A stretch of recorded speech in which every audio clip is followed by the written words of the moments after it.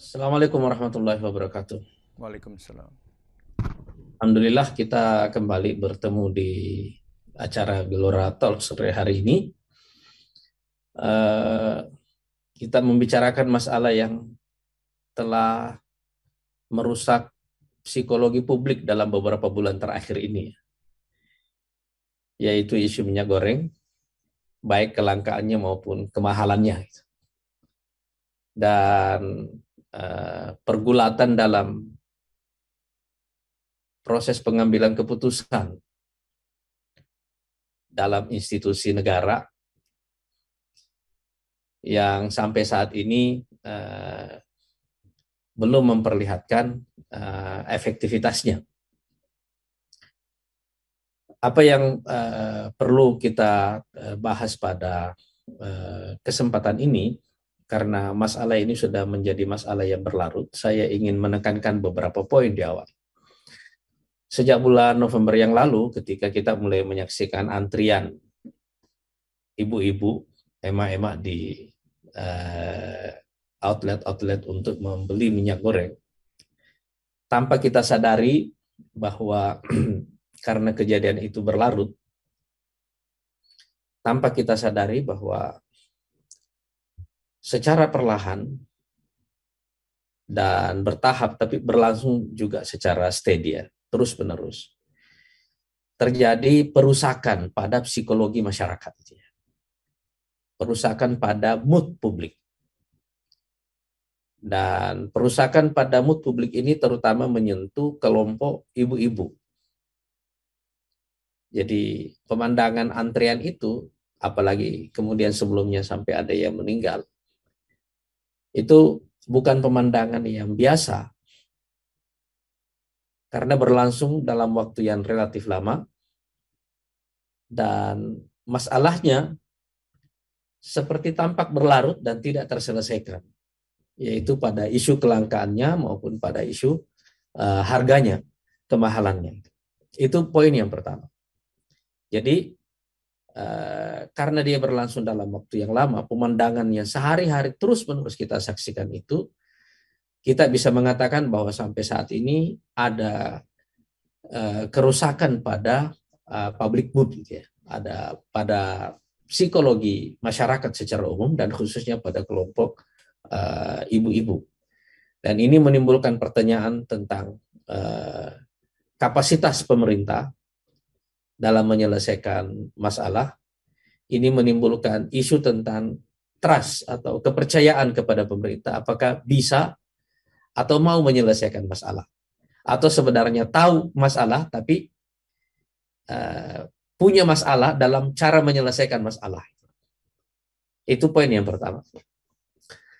Poin yang kedua adalah perubahan-perubahan dalam kebijakan pemerintah sepanjang masa ini terjadi yang kita lihat ya, secara berturut-turut, dan tidak tampak bahwa kebijakan-kebijakan ini efektif, mulai dari penetapan DMO-nya sampai penetapan HET-nya. Dan yang kemarin lagi kita saksikan bagaimana kita membaca kesimpang siuran dalam informasi, walaupun sebenarnya mungkin karena ini ada juga persoalan yang berhubungan dengan pemahaman publik tentang istilah itu ya. Ketika Presiden mengumumkan larangan ekspor gitu ya. Cuma per definisi yang dilarang diekspor itu apa? Nah, itu sendiri menimbulkan masalah dalam cara pemerintah menyampaikan masalah itu. Karena kebijakan-kebijakan yang berubah-ubah dan tampak tidak efektif dalam menyelesaikan masalah ini, sekali lagi muncul persoalan tentang trust publik kepada pemerintah, baik pada kapasitasnya maupun pada political will-nya. Lalu kemudian kita dikejutkan dengan peristiwa penangkapan beberapa orang sebagai tersangka dalam kasus minyak goreng ini dari Kementerian Perdagangan dan juga beberapa pengusaha produsen minyak ini.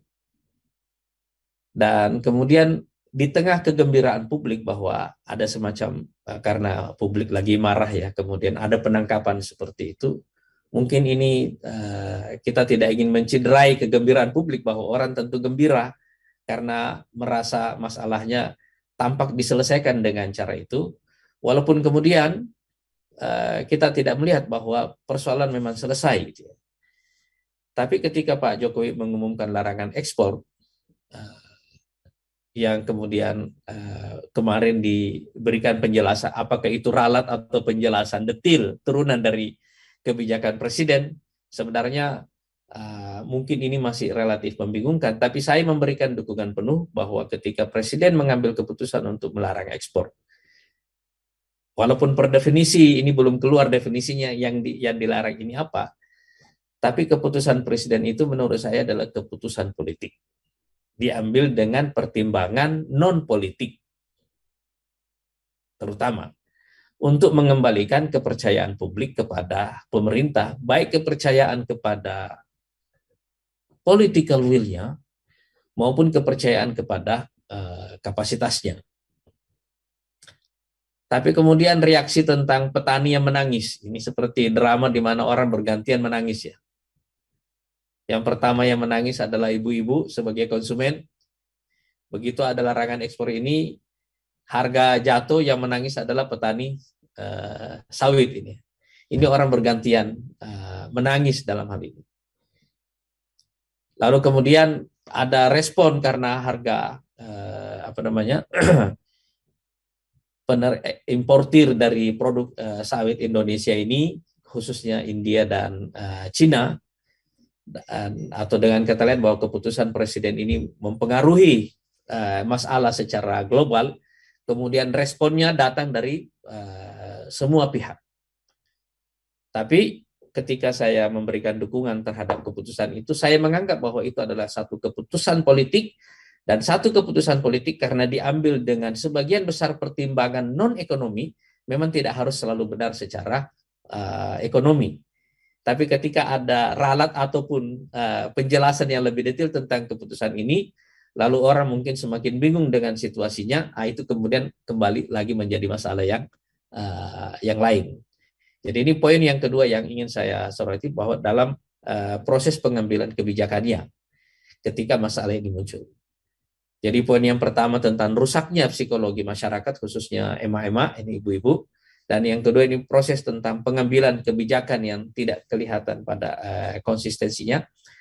Tapi kemudian poin yang ketiga adalah bahwa demo-demo yang terjadi sepanjang bulan Ramadan ini, tampaknya di awal itu seperti fokus kepada isu penundaan pemilu atau 3 periode, tapi juga sebenarnya di lapangan berkembang kepada isu ekonomi ini. Dan ketika kita diskusi di Gelora Talks ini selama 2 episode, kita diskusi dengan teman-teman mahasiswa dan organisasi kepemudaan, mereka semua sepakat bahwa ini hanya pintu masuk. Artinya isu penundaan pemilu ataupun isu 3 periode ini hanyalah pintu masuk untuk melakukan satu gerakan baru di kalangan mahasiswa, di kalangan pemuda, bahwa ini ada yang salah secara fundamental dalam mengurus negara kita, karena terutama isu itu muncul justru ketika persoalan ekonomi ini jauh lebih parah daripada yang kita duga. Jadi ini ada masalah yang merusak mood publik, kemudian ada kebijakan yang tidak kelihatan konsistensi dalam penerapannya, tapi kemudian ada peristiwa penangkapan ini, dan kemudian juga ada demo-demo sepanjang ini yang pintu masuknya hanyalah menggunakan isu 3 periode dan penundaan pemilu. Nah, pada kesempatan sore hari ini sebenarnya kita punya satu pertanyaan besar, dan kita mengundang narasumber kita yang tiga narasumber kita sore hari ini. Ini ada ekonom senior Mas Derajat Wibowo. Nah, ini teman di Komisi 11 dulu ini. Nah, ini orang yang sangat kompeten memberikan penjelasan kepada kita. Uh, Walaupun kita belum tahu ini PAN jadi masuk nggak ini ke kabinet nanti Mas Derajat nih. Gitu ya. Kemudian, Tergantung bergelora apa tidak. kemudian ada Bang Sultan Najamuddin. Siap, siap senior, betul. Anak muda yang jadi wakil ketua DPD ini. Ya. Pak Sultan umur berapa sekarang Mas Sultan? Saya 40 lebih dikit. 40 lebih dikit. Ini jadi wakil ketua DPD. Kita ingin mendapatkan komentar dari beliau soal ini. Bagaimana teman-teman di DPD merekam rusaknya psikologi publik dalam drama minyak goreng selama berbulan-bulan ini. Dan kemudian ini ada Pak Mas Tulus Abadi, ini yang kedua kita undang kalau nggak salah Mas Tulus. Udah gabung ya Mas Tulus? Sudah, tapi masih pasif, Pak.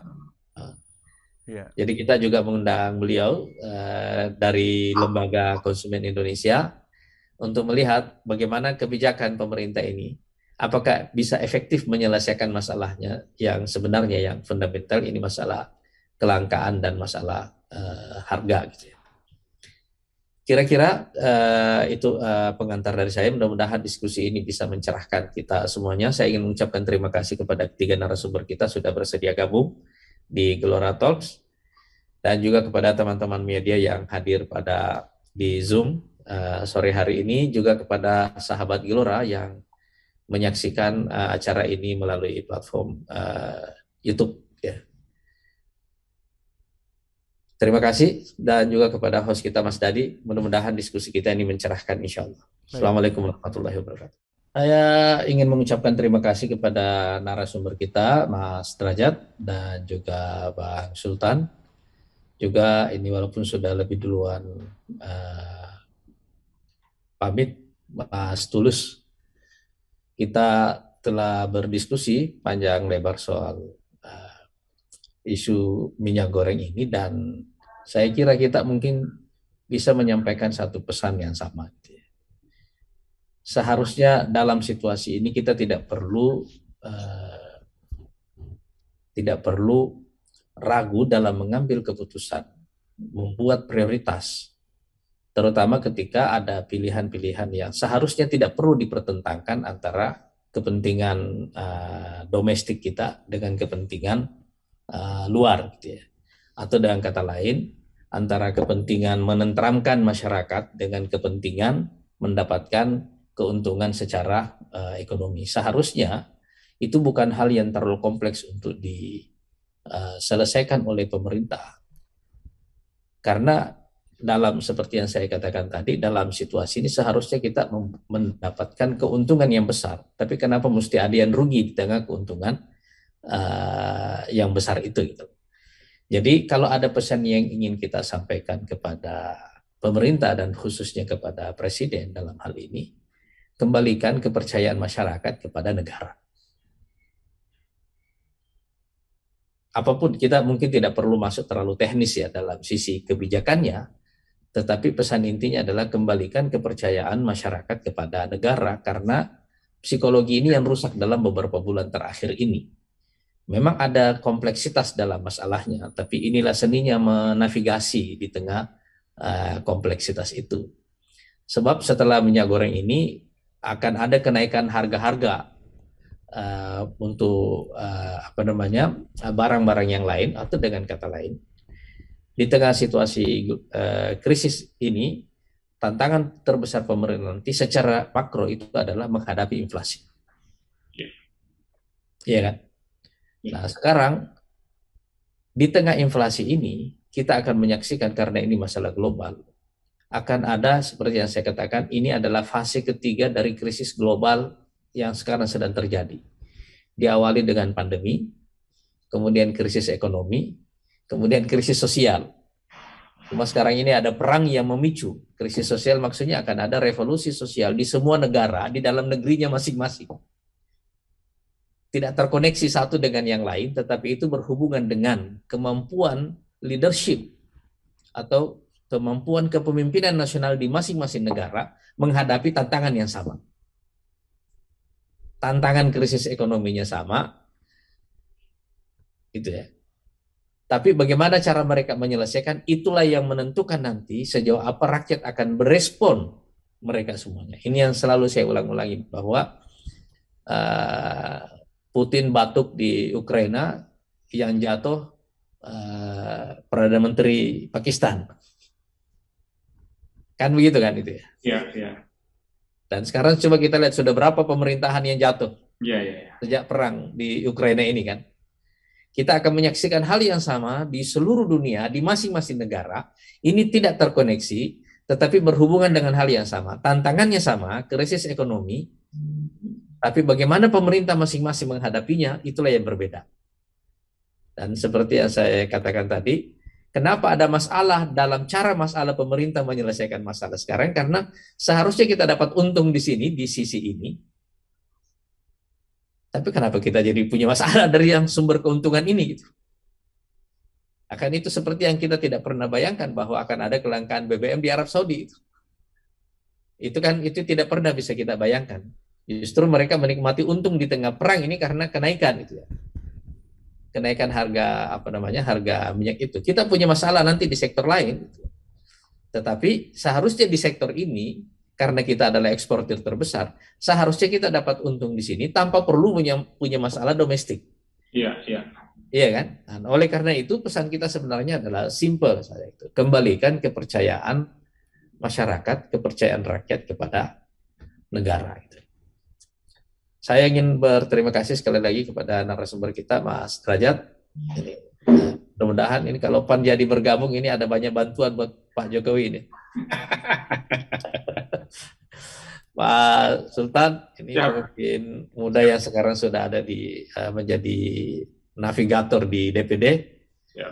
Memang DPD kali ini memang agak berbeda dengan DPD yang sebelumnya. Terasa identitasnya. Siap senior.